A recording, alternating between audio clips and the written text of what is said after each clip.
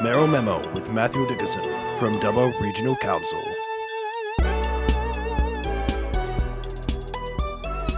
Mayor of Dubbo Regional Council, Matthew Dickinson, good morning. Good morning, Rod. Great to be chatting to you again. Tourism is high on the agenda and Dubbo is doing very good. We're going very well, and central New South Wales and the central area, the whole western area, is going very well. One thing that's easy to do, Rod, is to compare numbers over the last couple of years. And obviously when you've got lockdowns in place, our numbers are always going to look good. But it's better to actually compare some numbers to pre-pandemic levels. And if we can start to beat those numbers, then we know we're on the right track. The latest data has been released by the Tourism and Transport Forum Australia, TTF, and they say a couple of things. The first thing that's good is that central New South Wales has had an increase of 11% in terms of visitation compared to pre-pandemic levels. So that's pretty exciting news for a start. The second part that I thought was good news was that the whole area, central New South Wales area, has had a visitation increase of 11.7% for tourists under the age of 30. Now, our market that we often appeal to is the VFR market, the Visiting Friends and Relatives market. But that under 30 market shows that we've got a bit of an offering that's different now and maybe appealing to a whole different group of people, which is pretty exciting. Central New South Wales region is now ranked in the top 10 preferred regional holiday destinations in the entire nation. So that's great news.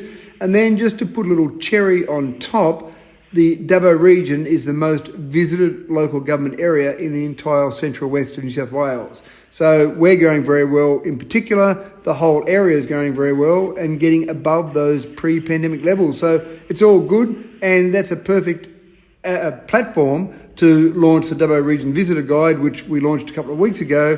107 different partners have helped pay for and publish that visitor guide, which highlights some of those great things in the whole region. And as we've said before, if Dubbo is going well, the Central West is going well, that means the whole of Western New South Wales will be going well as well. Exactly right. I think you're spot on.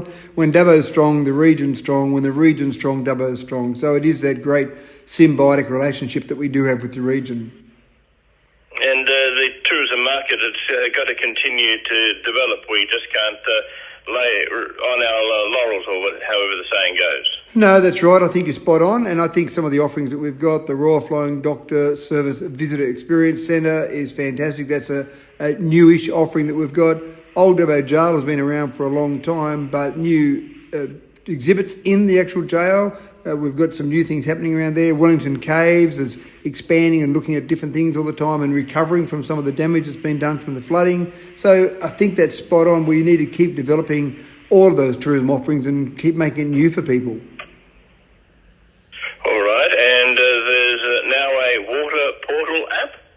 We've got smart meters in Dubbo and Wellington, and that's been great. You'll be able to check on some water usage. There's been an online site you can go to via a web browser, but that's typically been done from a desktop PC. But of course, nowadays, everyone wants to use a mobile phone. So we've now got a water portal app. You can actually go and search on Apple or Google Play for Android and essentially look for Water Portal, Portal, and that'll give you an app. It'll ask you a few pieces of information about your property. You can put those details in, and then you can track near real-time usage. So the way the water meters work is once a day, they'll upload information, so you'll be able to look at that, for example, what happened yesterday. But that information is on an hour-by-hour basis. So you can look at what happened yesterday or last week or last month on an hourly basis on your property, and that gives you a really good idea about where you're using your water. And obviously, if you want to reduce your water usage, the first thing to do is look at how much water you're using, when you're using it, how you're using it, and then start to monitor that. It's also got the ability to email or SMS alerts, so they can be sent directly to your phone or directly to your email address. And so, for example, you might be away on holidays and worried that, maybe I'll get a water leak or maybe something will happen with my water usage. And so you can get alerts if your water consumption seems to be higher than normal. You can set certain parameters in there. So that's really powerful as well. But just by monitoring that, Rod, I think the real objective here is to see if we can help people reduce the amount of water they're using on their property. Keep in mind that over 30% of the average user's water usage is on their garden, so they can probably monitor that, use the app to actually look at how they're keeping water in their garden. Sure, we want people to have a nice, beautiful garden, but can they monitor that and adjust the amount of water they're using in their garden and everywhere else in their property as well? And lots of discussions going on within the Dubbo Regional Council on 2 renewable energy battery projects. Yeah, this is really exciting because in the past we've seen renewable projects get up and running, and we've got the Badengra wind farm, for example, and they pay a small community benefits fund, and that was negotiated a long time ago by Wellington Shire Council.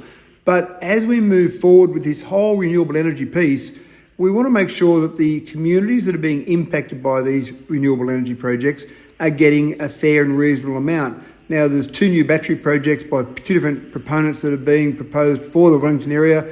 They're going through the whole planning process, but they're also having discussions with the Dubbo Regional Council about planning agreements. And this is the ongoing money that they will leave in the community as that project is going through its lifetime. The money that's left in the community, which will be managed by council, can be used for a whole range of different projects. Now, again, this is where we really want to make sure we leave a lot on the table. So we've been having negotiations with these 2 different projects. I can't tell you yet, Rod, how much the money they're proposing is. That's all confidential, those discussions and those agreements. But I'm actually quite happy with where we're going, where we're headed. It's certainly going to be more left on the table than, say, the Badengra wind farm. And again, let's see how we can maximise the benefits for the community. This whole renewable energy zone around here will provide about 42% of the power for the state once it's finished, once the project or that whole area is finished. So I think it's fair and reasonable that some money's left on the table for the Wellington community. So we're progressing there, Rod. Keep an ear out for what the final negotiations are. When all those negotiations are finished, those numbers will be public, so then we'll be able to talk about it, the exact amount that's left there. We're hearing from Matthew Dickinson, Councillor and Mayor of Dubbo Regional Council. Tell me about the REACT Centre. This is a council resolution to develop a business case, and the REACT Centre is the Renewable Energy Awareness and Career Training Centre. And this has got 2 aspects to it. First of all, we want to create a centre that's got some visitation, some tourism, a bit like the Parkes Telescope has a visitor information centre there or a visitor centre. We want to do something along those same lines where people can learn about renewables, have some awareness about them, see them in action, see how it's going to be producing power for the entire state. But the really important part, I think, is where we'll get it across the line, will be around the training.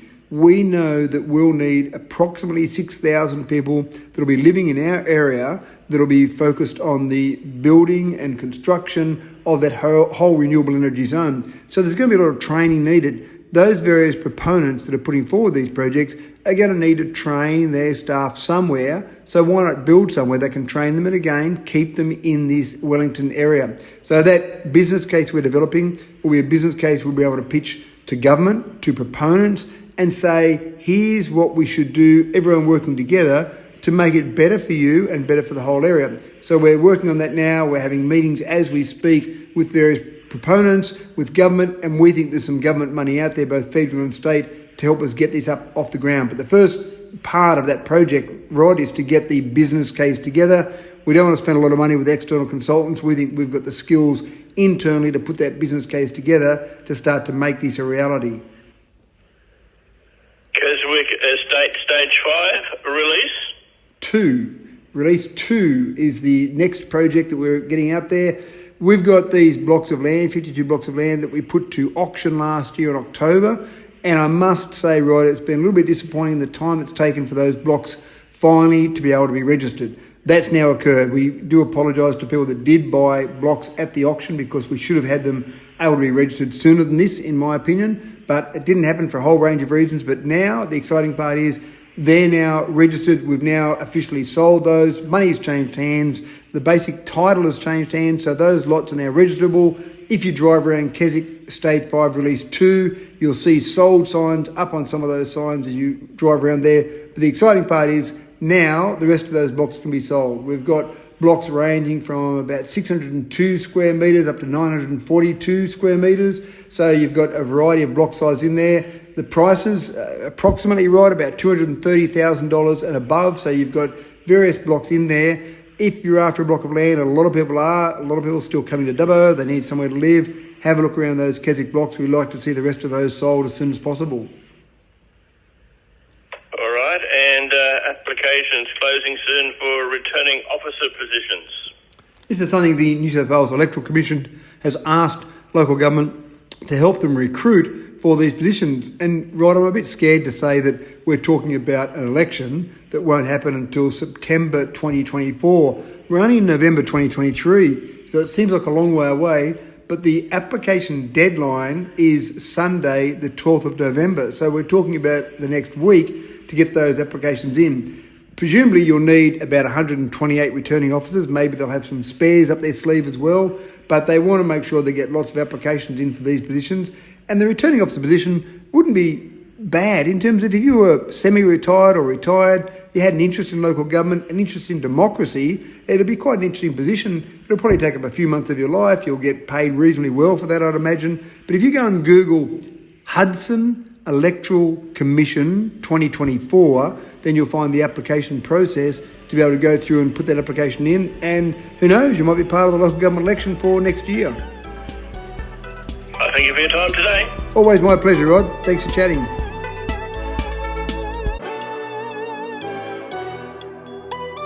Mayoral Memo with Matthew Dickinson from Dubbo Regional Council.